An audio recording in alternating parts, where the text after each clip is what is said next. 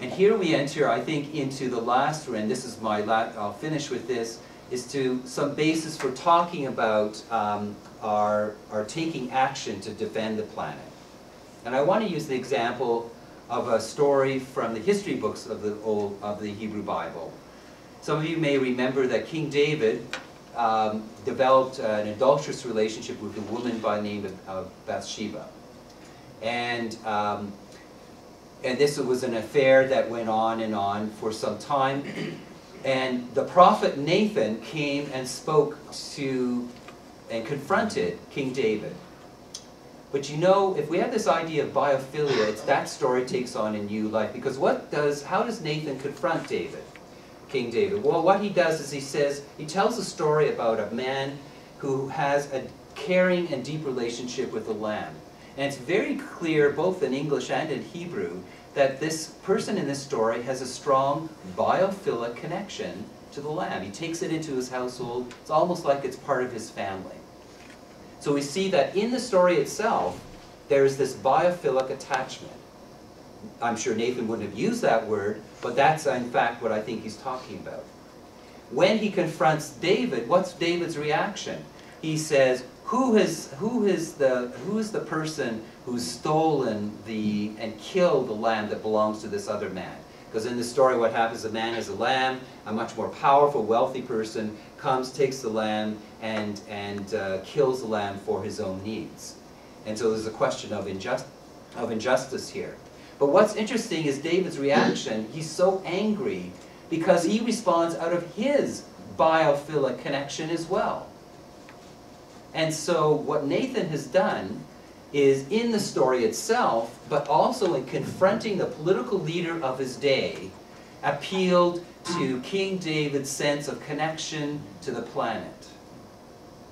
That, I would suggest, is a model for how we need to confront our political and institutional leaders who have failed so considerably in providing any leadership on climate change, especially here in Canada and also here in Alberta. I think what this is a symbol of is the fact that we need to use this as a way of moving us more and more into of helping people reconnect with their connection of the planet, but also to use that as a foundation for taking action. Two other concluding comments I want to make before we break into small groups. The first is, and this I take from the writer Bill McKibben, is the idea of multiplication. Bill McKibben, who's the leader of the 350 group and has authored many wonderful books, including The End of Nature and Deep Economy, books, by the way, that I would think are excellent books for book clubs in your faith communities. Bill McKibben talks about the fact that when we look at other social change movements of slavery, ending slavery, of fighting for civil rights, both in terms of visible minorities as well as for women, that it was never a question of 50% plus one. That we needed to get to the point where we have half of the society who are involved with some kind of activism. Because if the civil rights movement, for example, had continued to desegregate one lunch counter at a time, sort of the notion of just single personal actions, we would still be desegregating lunch counters in southern United States, and Barack Obama would not be president. What they did was they used those situations of injustice and dramatized them and used the media as a kind of echo chamber to promote a different sense, a kind of awareness of the change that needs to take place. And I think that's an important understanding, that we don't need addition and simply add up our own individual acts, but we need multiplication. We need to think strategically. We need to think about what does it mean to effectively engage all of our faith communities in some kind of action and advocacy. My last comment, and with this I will finish off, is the idea of the distinction between social and personal action. This is an idea taken from another excellent writer, Derek Jensen. No one would ever claim that in Nazi Germany, that composting would have stopped what was going on in terms of the oppression in that country.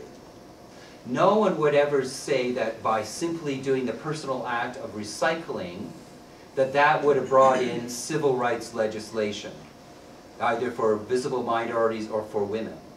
And yet when it comes to climate change and environmental issues, sometimes it seems that we are seduced into thinking that simply if we do personal actions, that will be enough. But it will not be enough. If every person in North America did absolutely every single thing that Al Gore has at the end of his movie, An Inconvenient Truth, that would only reduce our carbon dioxide emissions by 22%. We need to reduce it, especially in terms of our equal or unequal share, we need to reduce it by 80 to 90%. We have created a society, an industrial society, that in itself is all polluting. So in the same kind of way, we cannot rest on simply individual acts, but we need to find a way of acting socially. That is something that is very much part of our tradition in terms of the Hebrew and New Testament scriptures as well. So with that, I'd like to finish off and offer that by way of some comments, both talking about biophilia as a foundation for building emotional and deep engagement and deep commitment in protecting the planet, in advocacy, but also of quickly running through some of the resources in the Hebrew scriptures as well as in the Christian New Testament that I think we could draw forward and can be something that could sustain our action. Thank you very much.